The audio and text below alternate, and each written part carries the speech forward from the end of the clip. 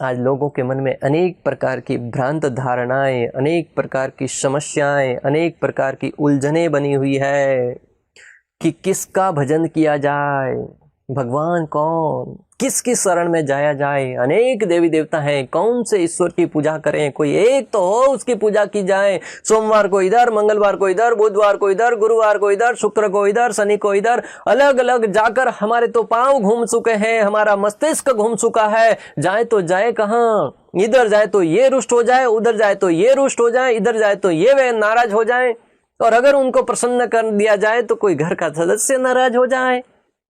फिर करे तो करे क्या। उस परिस्थिति में भगवान एक विकल्प दे रहे हैं कि मेरी पूजा करो।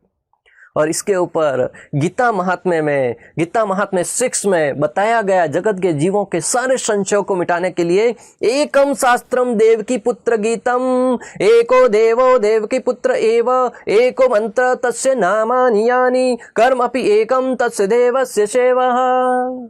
इस सिद्धांत को, गीता महात्म्य को कोई सुन लेना, उसके सारे संशय, इस समस्या से वो मुक्त हो जाएगा, जिसमें कहा जाता है आज के युग में लोग एक शास्त्र, एक ईश्वर, एक धर्म तथा एक वृत्ति के लिए अत्यंत उत्सुक है। अतः एव एक शास्त्र देव की पुत्र गीतम, एव केवल एक ही शास्त्र हो, वो हो श्रीमद् भगवद गीता, जिससे देवकी के पुत्र अखिल ब्रह्मांड नायक भगवान श्री कृष्ण के मुखारविंद से गाया गया हो। एक ही शास्त्र हो संपूर्ण विश्व के लिए, और उसमें सबका हित निहित है,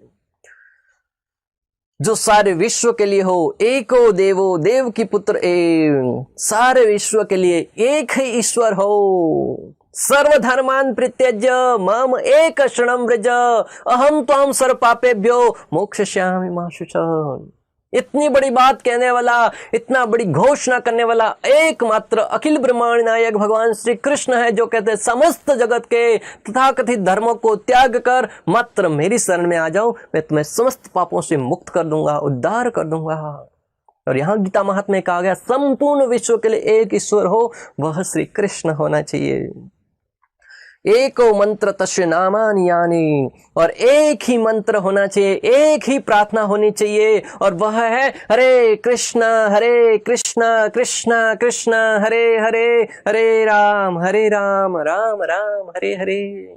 भगवान श्री कृष्ण के दिव्य नामों का गुंजायमान, दिव्य नामों का उच्चारण, एक ही प्रार्थना, बहुत सरल, कोई मंत्र या कोई श्लोक सीखने की आवश्यकता नहीं। कोई भी व्यक्ति किसी भी परिवेश में, किसी भी स्थिति में इस दिव्य महामंत्र का उच्चारण कर सकता है। वेदों के अनेक ऐसे मंत्र हैं जो शुद्ध है, पवित्र है, और उसका उच्चारण हर एक व्यक्ति नहीं कर सकता। उस मंत्र का उच्चारण करने के लिए आपको उस परिस्थिति की शुद्धता रखनी होगी। जैसे गायत्री मंत्र है, ऐसे अनेक मंत्र, अगर उसका गलत तरीके से उच्चारण किया जाए तो विपरीत परिणाम देने वाले हैं। परंतु जगत के जीवों पर करुणा करने के लिए, कृपा करने के लिए कलयुग अवतार श्री चैतन्य महाप्रभु ने हरि नाम रूपी महाधन हमें प्रदान किया, जिसका कोई भी व्यक्ति उच्चारण करके वही लाभ प्राप्त कर सकता है जो एक उच्चतर स्थिति को प्राप्त व्यक्ति प्राप्त करता है। मंत्र तंत्र तसिद्रम तेज काल हरो स्तुतः, सर्व करोति निसिद्रम अनुसंकीर्तनम त्वः। इस जगत के बहुत सारे मंत्र हैं जो पावरफुल है, शक्तिशाली है, परंतु उसका अगर ठीक से उच्चारण न किया जाए तो विपरीत परिणाम देने वाले हैं। परंतु हरि नाम रूपी महाधन है, उसको किसी भी परिस्थिति में जपा जाए वह शुद्ध और पूर्ण लाभ देने वाला है। आप कहेंगे कोई प्रमाण है? उल्टा नाम जपत जग जाना, वाल्मीकि भय ब्रह्म समाना। वाल्मीकि ऋषि उल्टा नाम जप रहे थे, मरा जप रहे थे, परंतु भगवान ने देखा कि नाम जप रहा है मरा राम नाम के रूप में लिया, और वो एक बहुत बड़े महान वाल्मीकि संत के रूप में विख्यात हो गए। आचार्यगण कहते हैं जिस प्रकार भूमि में कोई किसान बीज डालता है, अनाज डालता है, वह जरूरी नहीं कि सीधा ही गिरेगा, उल्टा या सीधा कैसा भी क्यों ना गिरे, उसमें से पौधा अंकुरित होकर ऊपर की ओर आता है, जमीन के नीचे की ओर नहीं जाता।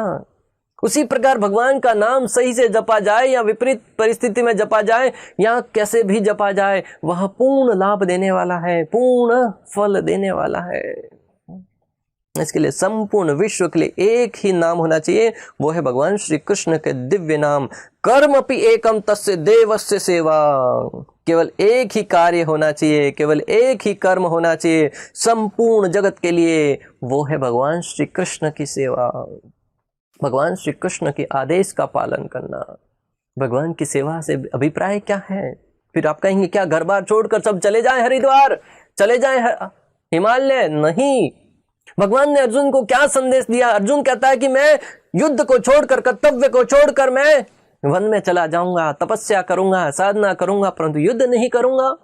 तो भगवान क्या कहते हैं कि तुम जिस परिस्थिति में हो, तुम क्षत्रिय हो और क्षत्रिय का कर्तव्य है युद्ध करना, धर्म की रक्षा के लिए लड़ना।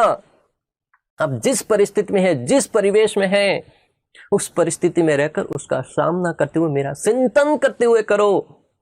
जब हम, भले आप व्यावसायिक हैं, भले आप गृहिणी हैं, भले आप विद्यार्थी हैं, भले आप सैनिक हैं, जो कोई है, भगवान का चिंतन करते हुए उस कार्य को करेंगे, वह भक्ति बन जाएगी।